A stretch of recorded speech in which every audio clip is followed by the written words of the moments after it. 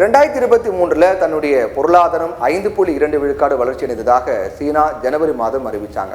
வளர்ச்சி விகிதங்களின் அடிப்படையில் உலகின் சிறந்த பொருளாதாரங்களில் இந்தியாவுக்கு அடுத்தபடியான விகிதம் இது. சீனாவினுடைய பொருளாதாரம் இந்தியாவை விட 5 மடங்கு பெருசு. ஆனால் நாட்டிற்கு மக்கள் வேறு விதமாக உணர்றாங்க. நாட்டுக்குள்ள இருக்கிற மக்கள், சீனா மக்கள் 5 ஆண்டுகளில் முதல் முறையாக 2023 சீனாவிலிருந்து அந்நிய முதலீடு வெளியேற்றம் இருந்துச்சு.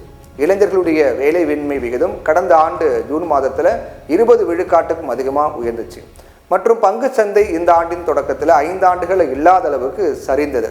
COVID-19 தொற்று நோய்க்கு பிறகு, கொரோனாவுக்கு பிறகு சீனாவின் பலவீனமான மீட்சிக்கான காரணம் பல நாடுகளைப் போல் அல்லாமல் சீனா வளர்ச்சியை தூண்டுவதற்கு மிக தீவிரமான கொள்கைகளை பின்பற்றலை அப்படின்னு டச்சு வங்கியான INGயின் கிரேட்டர் சீனாவுக்கான தலைமை பொருளாதார நிபுணர் லிங் சாங் சொல்றாரு.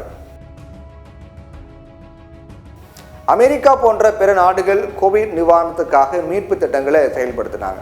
சீனாவின் பொருளாதார கொள்கை அப்படிங்கிறது அது முழுவதும் ரொம்ப கட்டுப்படுத்தப்பட்டிருக்கு.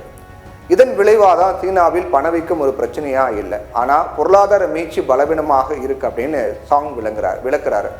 உள்கட்டமைப்பை உருவாக்க கோடிக்கணக்கில் கடன் வாங்கி வருமானம் ஈட்ட நில விற்பனையை நம்பியிருக்கக்கூடிய உள்ளூர் அரசுகளும் அதிக நெருக்கடிக்கு உள்ளானாங்க.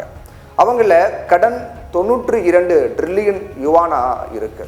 2019 சீனாவின் பொருளாதார உற்பத்தியில் 62.2 விழுக்காடாக இருந்த இது 2022 76 விழுக்காடா உயர்ந்திருக்கு அப்படின்னு சர்வதேச நாணய நிதியம் சொல்றாங்க. மந்தநிலை உலக பொருளாதாரத்தின் மீது என்ன விளைவு ஏற்படுத்தும் அப்படின்னு பார்த்தோம்னா, பொருட்கள், சீன சுற்றுலா மற்றும் புவிசார் அரசியல் ஆகிய 3 வழிகளில் இது உலகை பாதிக்கும் அப்படின்னு சொல்லப்படுது. முதலாவதாக, பொருட்களின் முக்கிய இறக்குமதியாளராக சீனா இருக்கிறதால மந்த நிலையால் அதன் தேவை குறையும். குறிப்பாக இரும்புத்தாது மற்றும் பாக்சைட் போன்ற கட்டுமானத்தில் பயன்படுத்தக்கூடிய பொருட்களின் தேவை குறையும்.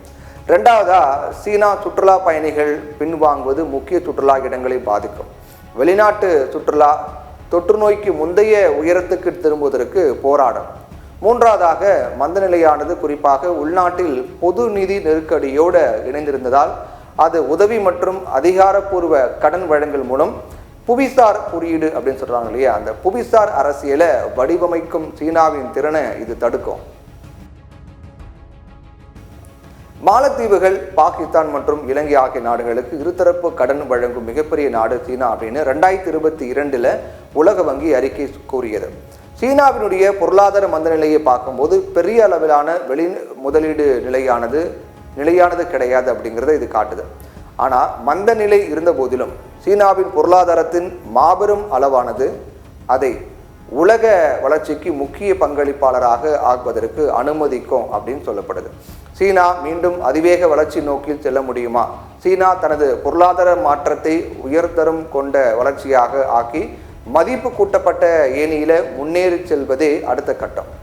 சீனா பொருளாதாரத்தினுடைய மேலும் பல பிரிவுகளை தனியார் மற்றும் வெளிநாட்டு நிறுவனங்களுக்கு தாராளமயமாக்கணும்.